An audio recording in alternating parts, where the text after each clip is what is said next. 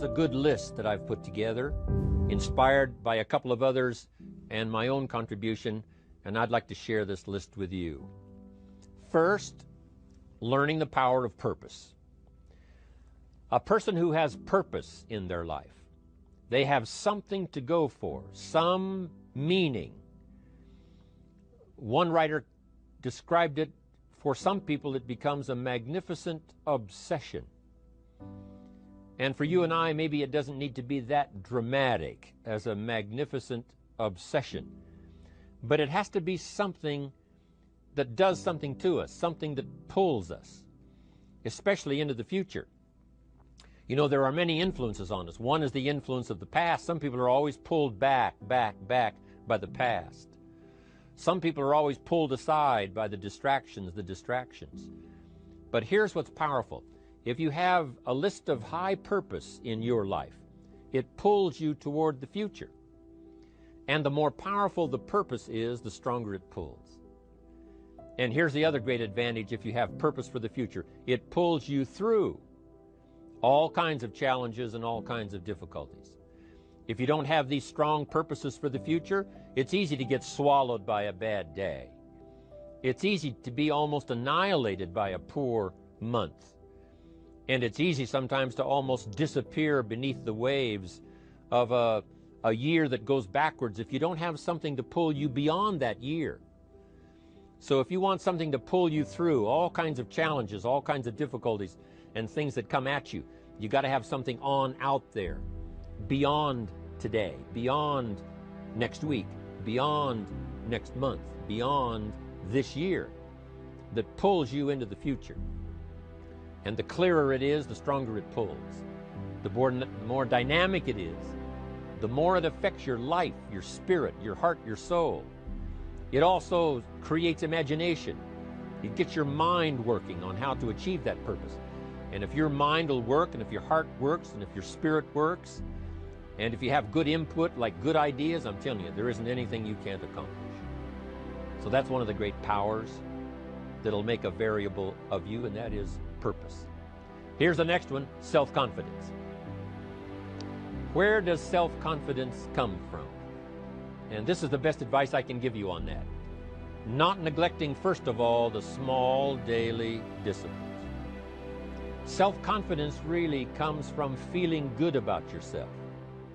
And one of the best ways to feel good about yourself is at the end of the day to know that you poured it on. You did your best.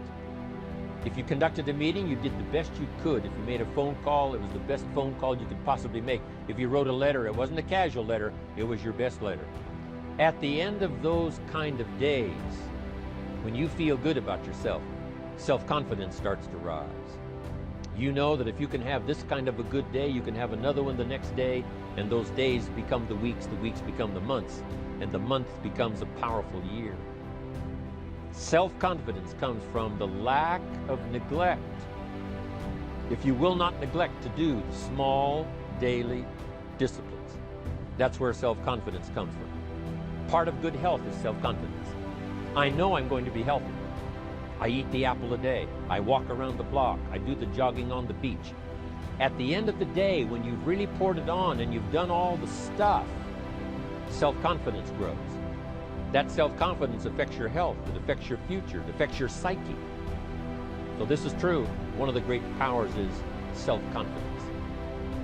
Self-confidence means willingness to do whatever it takes to achieve.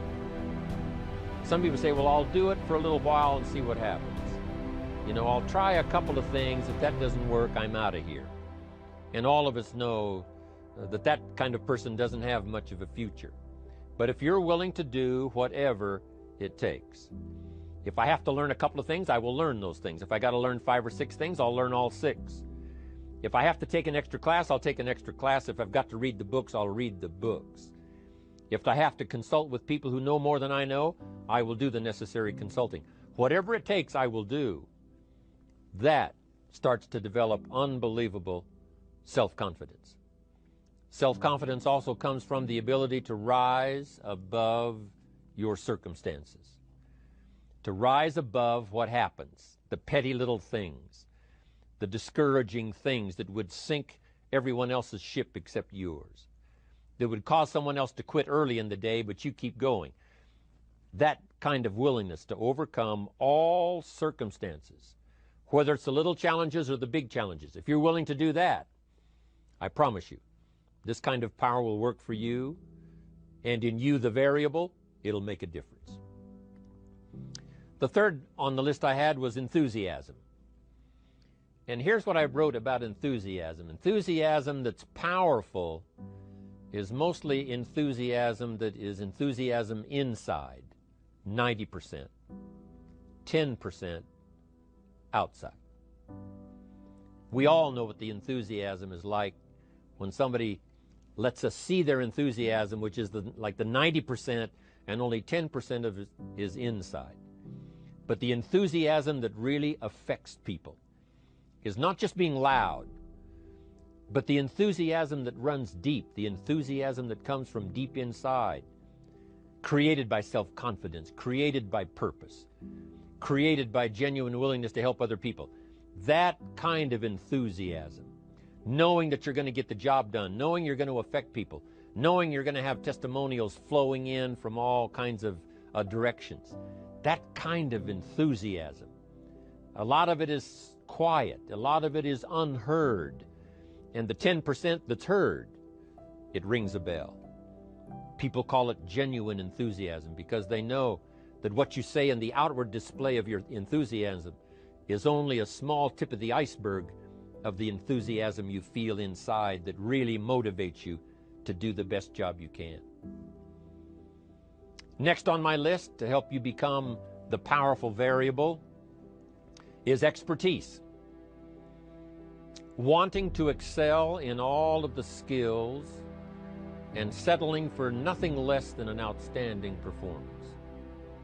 If you're willing to be the best in your field, if you're willing to demand of yourself excellence in skills, to be the best that you can possibly be, in the training, do the best you possibly can. In doing a workshop, do the best you possibly can. Developing the skills of using your personality, developing the skills of language, developing the skills of influence, developing the skills of organizing. If you're willing to be an expert in all of the skills, Herbalife has the way for you to invest those skills and not only make a handsome living, not only make a lot of money, but if you would so desire and if it would be your purpose, a chance to make your fortune. Expertise, excellence in skills. Here was the next one on my list, making a powerful contribution to you, the variable, and that is preparation. Well prepared. And preparation, of course, involves a whole lot of things. A big share of our life is preparing, getting ready. When we go to the first grade in school, we're just preparing for the second grade.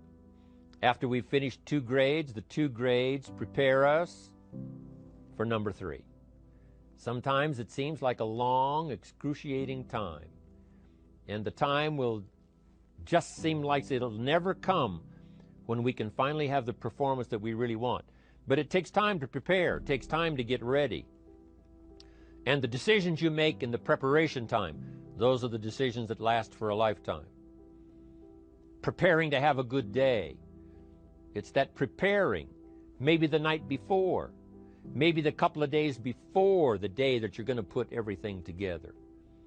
The preparation for a meeting means that you've taken it serious. The preparation for doing a workshop means you're serious about the workshop. You want to make the best contribution. That kind of preparation is important. But here's preparation that's very vital, and that is to prepare yourself for success. Life seemingly does not wish to waste success on the unprepared. Life says, why waste a fortune on this person? They're not prepared to do the right things with it. They're not prepared to use it wisely. If a fortune was bestowed upon this unprepared person, it would probably be wasted. The people that could have been touched won't be touched. What could have been done won't be done because this fortune will have been wasted on the unprepared person. So not only look for fortune, not only look for the promise, but prepare yourself. and ask of yourself, what can I do to make myself ready? Because remember, life was designed not to give us what we want, not to give us what we need, but life was designed to give us what we deserve. Every value in life must be paid for, and those that pay are the ones that get it. It says those that give receive. Someone says, I wish to receive, I wish to receive. You don't have to concentrate on receive. Just become a good giver. It says those that search will find. Someone says, well, I need to find some good ideas to help change my life for the future. Then to find good ideas, that doesn't come because you need them, it comes because you search for them. If you want good ideas, you got to go after them. You got to go to the class, you got to go to the workshop, you got to go to the training, go to the book.